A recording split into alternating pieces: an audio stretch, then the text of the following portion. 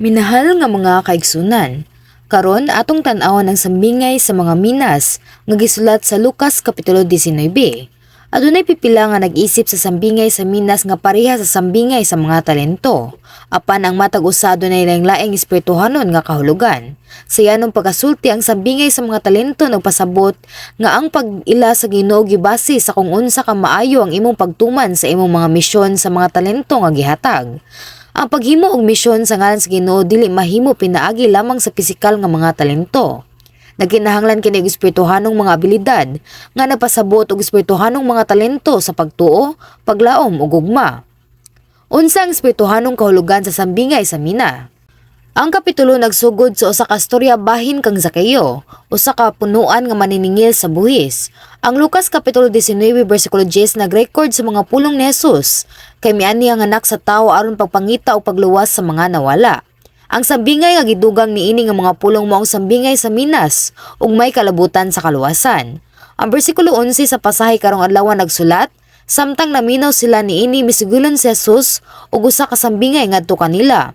Niadtong tungura hapit na maabot si Jesus sa Jerusalem ug nagunahon na ang mga tawo nga hapit na madayag ang gingharian sa Dios. Ang pagkaduol ni Jesus sa Jerusalem nagpasabot nga ang iyang paglansang sa krus ug ang katumanan sa dalan sa kaluwasan nagaduol na pod. Ang mga tawo nagdahom nga si Jesus mahimong Mesiyas nga adunay kalibutanong otoridad ug nagunahon na nga ang gingharian sa Dios kay motungha dayon. Bisan pa ang gingharian sa Dios dili makabot sa usa lamang kapag klik sa mga tudlo.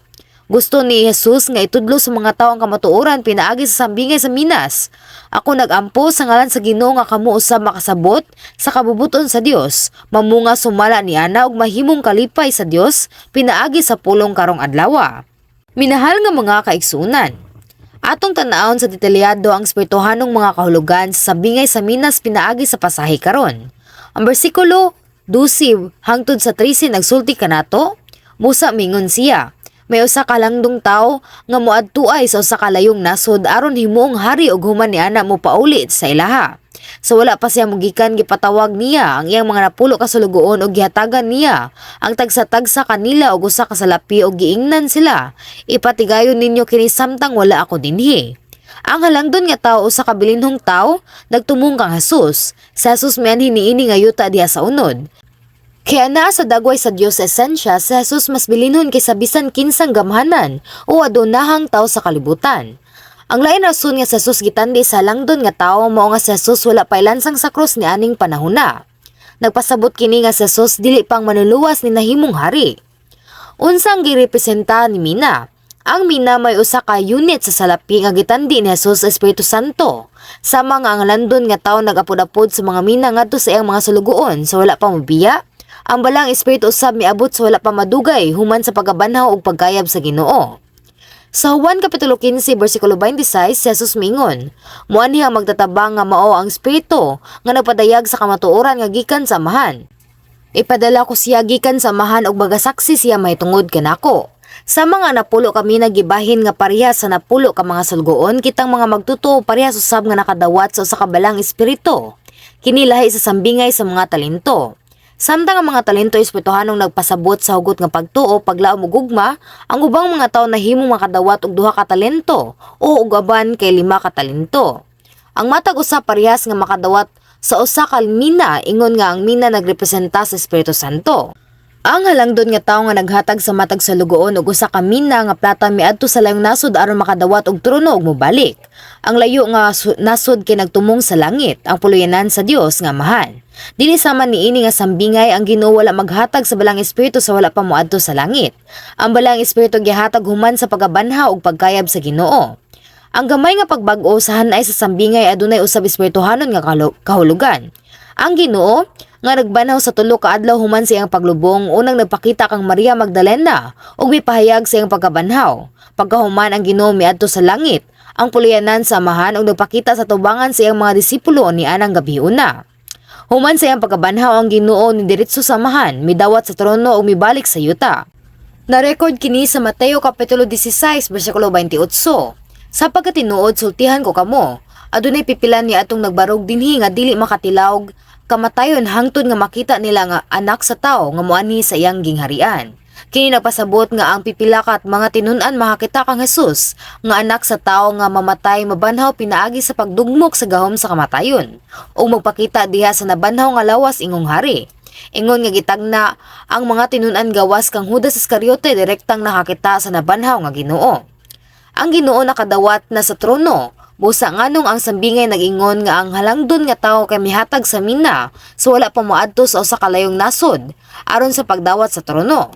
Nagpasabot ba kini nga ang Ginoo miadto sa langit aron sa pagdawat sa trono human sa paghatag sa balang espiritu? Ang trono sa sambingay wala magtumong sa trono ni Jesus apan ang trono sa mga anak sa Dios nga nakadawat sa kaluwasan. Bisan tuod ang Ginoo nakadawat na sa trono pinaagi sa pagkabanhaw, kadtong nahimong mga anak sa Dios pinaagi sa pagtuo sa Ginoo kay wala pa. Kini nagpasabot nga nakadawat na nato ang balang espiritu nga nahimong luwas nga mga anak sa Dios apan nagpuyo gihapon sa niining kalibutan na. Atong gipasiguli ang imahe sa Dios pinaagi sa pag-ugmad sa tao sa kalibutan nga gimanduan sa kaaway nga yawag Satanas. Unya, kanusa kita adunay bug-os nga pagpasiguli. Kini sa dihang ang Ginoo mikunsad sa kahanginan.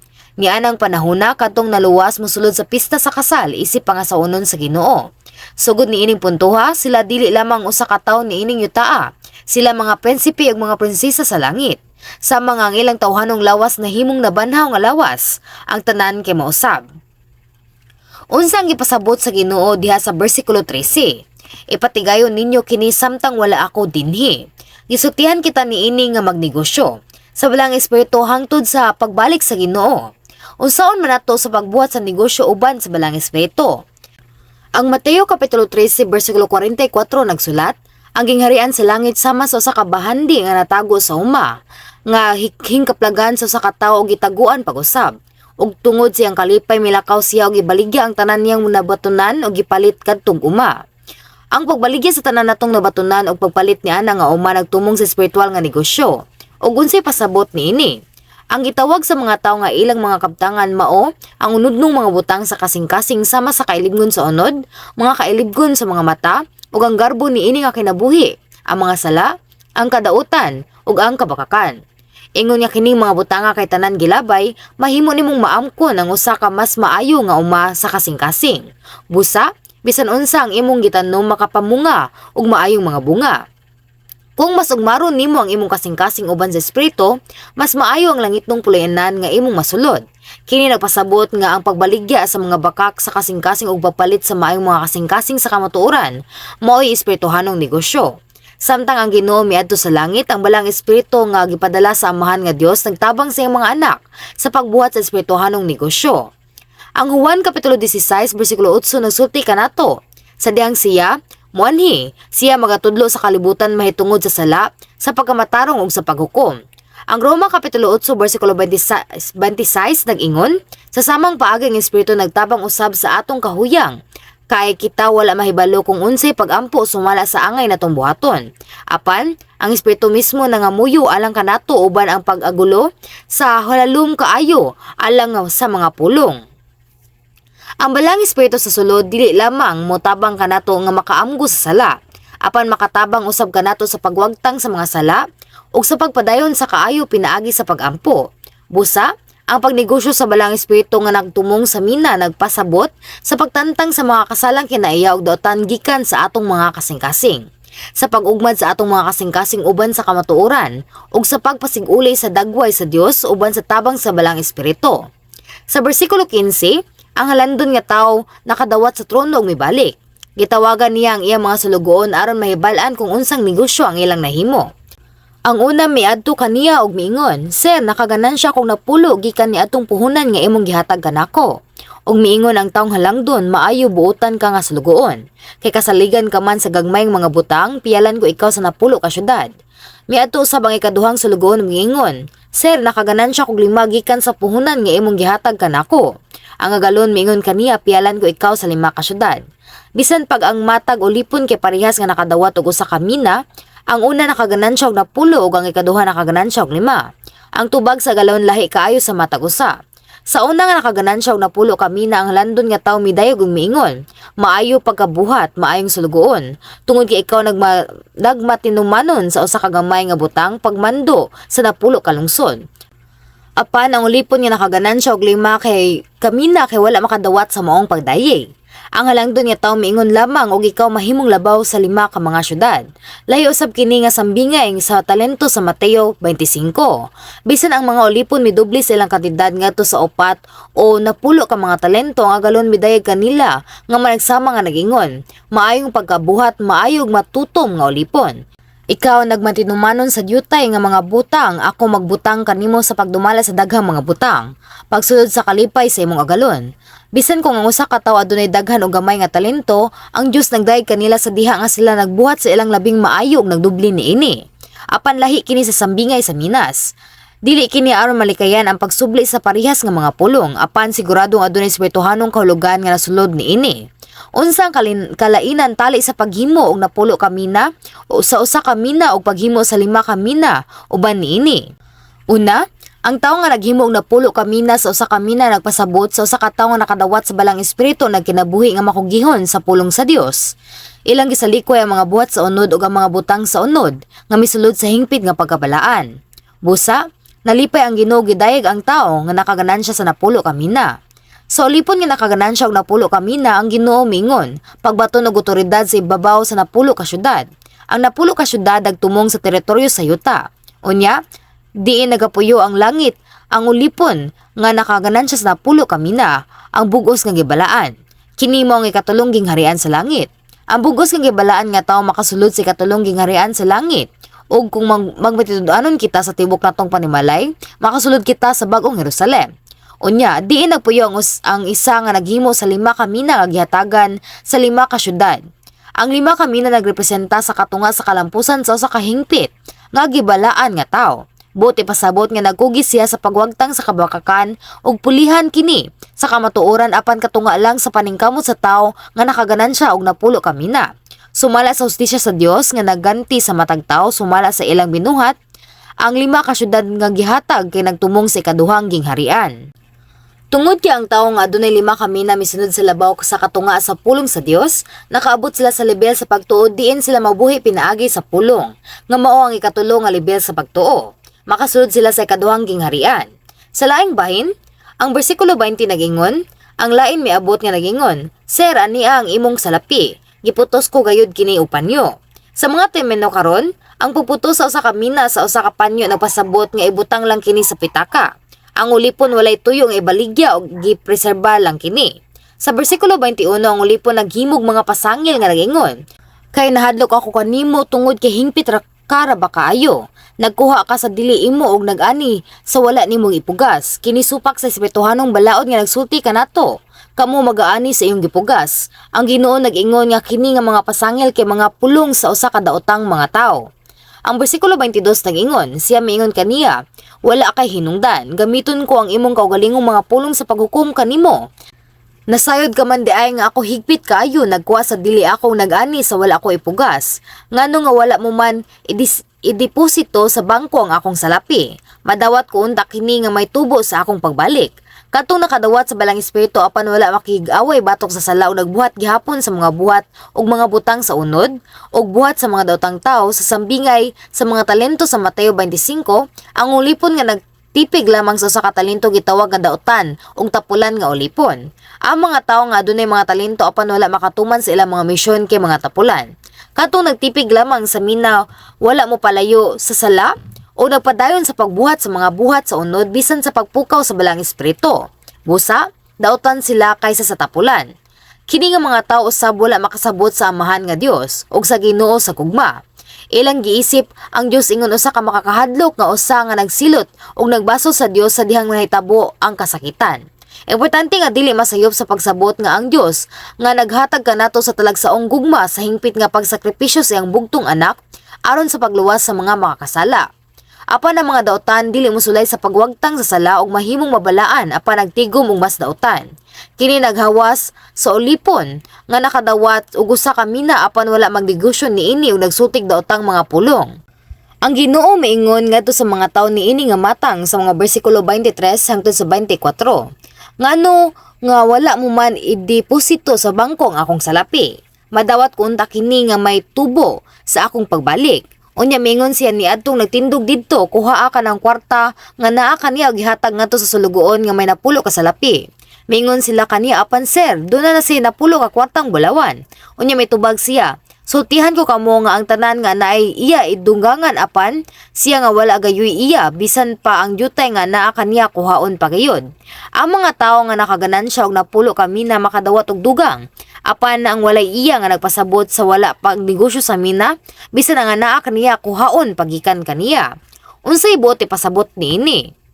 May tungod sa una nga nakaangkon sa napulo ka mina nga mao ang usa ka nakadawat sa balang espiritu og sa iyang tabang og nahimong malaan pinaagi sa hingpit nga pagsalikoy sa sala unsang matang sa kasing-kasing nga anaa kaniya sila adunay kasing-kasing nga puno sa gugma alang sa amahan nga Dios ug mainiton nga pagkamatindanon alang sa gingharian sa Dios. Maayo ang ilang nahimo sa balang espiritu nakabot ang pagkabalaan apan wala sila mohunong didto. Sila nahimong labaw pa sa kahupnganan sa balang espiritu ug bugos nga naghalad sa ilang kaugalingon pagbuhat alang sa gingharian sa Dios. Nagdagan nga adunay dako nga kukugi, nagapamalandong sila sa unsaon pagpahimuot sa Ginoo, kung unsaon pagpadako sa gingharian sa Dios ug kung unsaon paghimaya sa samahan. Busa, bisan human makaangkon sa napulo ka mina, ang Dios naghatag kanila og usa pa ka mina aron sila makabatog dugang pa. Apan lahi ang dautan. Wala lang sila manginusol bisan human makadungog sa pulong sa Dios nga nagpunting sa mga sala. Gidumtan nila kini sa dihang ang mga sermon nagtusok sa ilang tanlag. Kini nga mga tawo naghukom kung giunsa ang magwawali nagsulti pag-usab bahin kanila o nagpalambo sa iyang mga lisod nga mga pagbati. Bisan pa sa pagdawat sa balang espiritu kung sila musud lamang sa mga tingwa sa unod imbis sa mga tingwa sa balang espiritu, ang espiritu mahimong mapalong. Ang Hebreo Kapitulo 6, versikulo 4 hangtod sa 6 naghatag kanato og mga pulong mahitungod niini nga mga tawo. Kaysa kahimtang ni adtong nalamdagan sa makausa og nakatilaw sa langitong gasa og nahimong umalambit sa balang espiritu og nakatilaw og maayong mga pulong sa Dios ug ang mga gahom sa kapanahunan nga moabot ug sa katapusan na nga hulog, imposible nga bag-uhon sila pag-usab ngadto sa paghinusol. Kay ilang gilansang pag-usab ngadto sa ilang kaugalingon ang anak sa Dios ug gibutang siya sa dayag nga kaulawan. Ang bersikulo 27 sa pasahe karong adlaw nag-ingon, "Og karon mahitungod sa akong mga kaaway nga dili gusto nga maghari ako kanila, dada sila dinhi og pamatya sa akong atubangan." Ang bersikulo 14 nag-ingon, "Dili kami gusto nga kining tawhana mo'y maghari kanamo." Adunay mga tawo nga nagsulti niana.